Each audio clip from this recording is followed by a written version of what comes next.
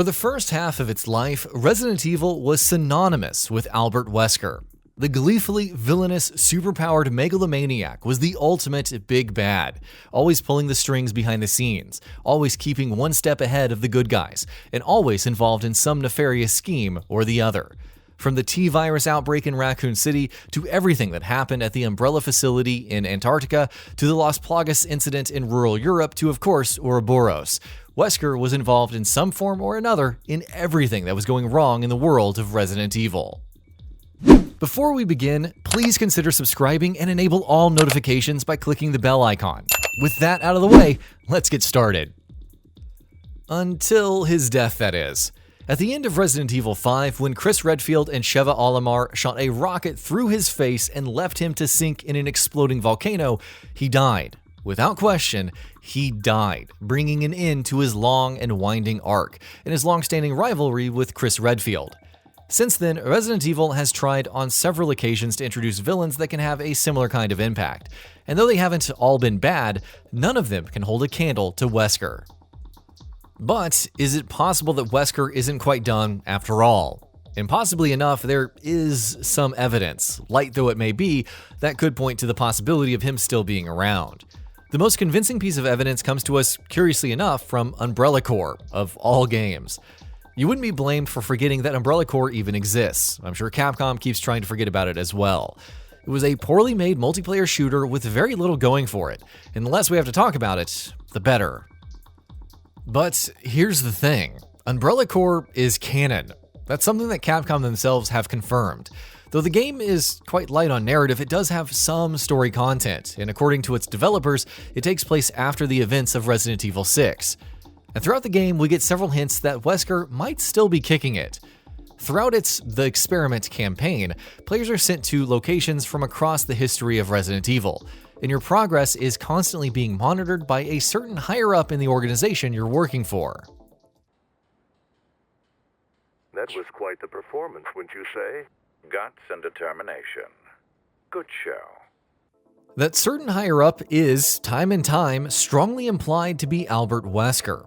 During a mission in which you head to the village from Resident Evil 4, your handler, Abraham Jackson, tells you that the mission is being monitored by someone who is very familiar with the events that went down in the village, almost as if he was involved in them himself.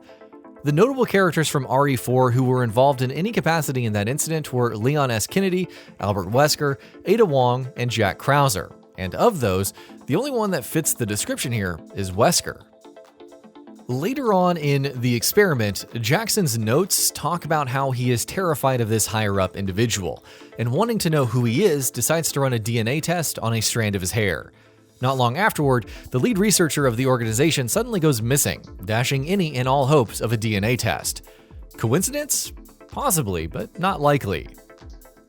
On top of that strong evidence of Wesker still being alive in Umbrella Corps, there are some other circumstantial things from Resident Evil 7 that could point to the same.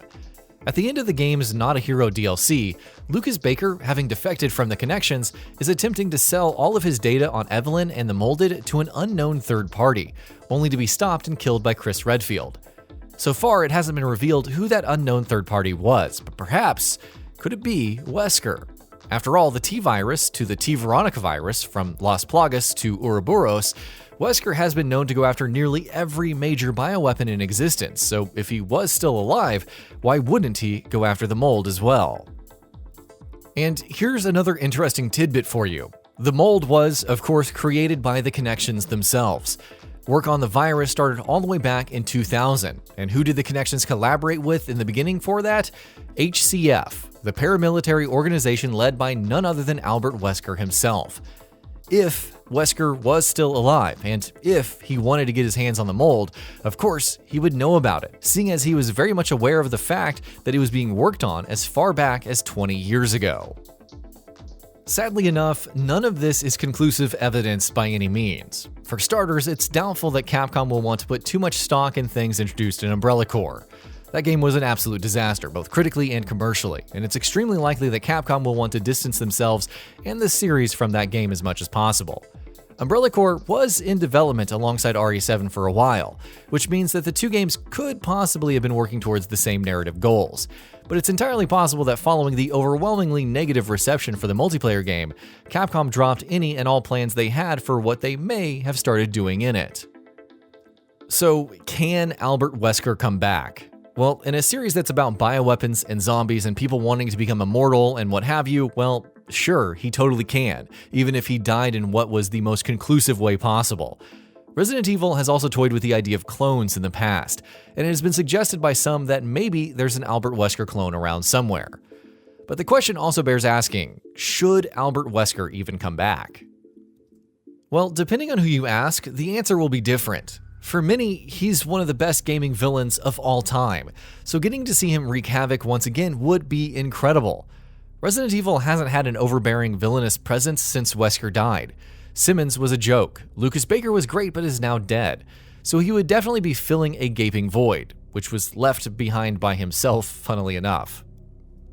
For many, though, his arc was wrapped up very well, and bringing him back might not be the best idea.